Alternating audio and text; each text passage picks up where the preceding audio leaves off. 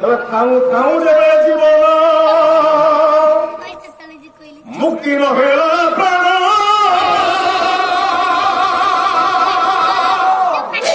କେଉଁଠାରେ ମୁକ୍ତ ହେବ କହ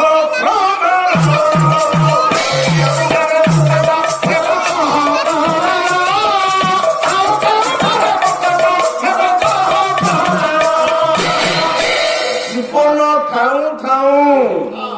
ଶରୀର ଥିବା ଅବସ୍ଥାରେ ଯଦି ବନ୍ଧନରେ ଆମେ ରହିଲେ ମୁକ୍ତି କଣ ଜାଣିଲେ ନାହିଁ ଏ ଜୀବନ ଥାଇକି ଲାଭ ମୂଲ୍ୟ କିଛି ନାହିଁ ଆଉ ପଶୁର ଯାହା ଅଛି ଆମର ସେଇଆ ହେଇଛି ଆପଣ ମାନେ କହିବେ ଆଜ୍ଞା ମୁଁ ଦାମିକିଆ ପେଷ୍ଟରେ ଦାନ୍ତ ମଞ୍ଜନ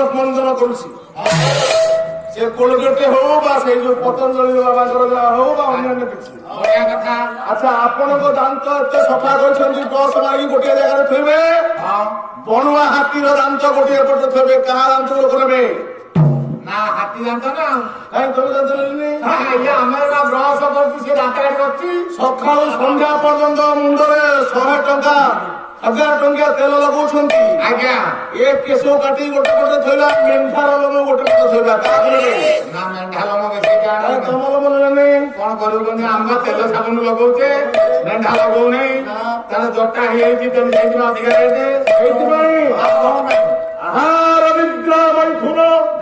ସମାନେ ତପସ୍సు ଭିଡ଼ ସାମଧିକ ବିଶେଷ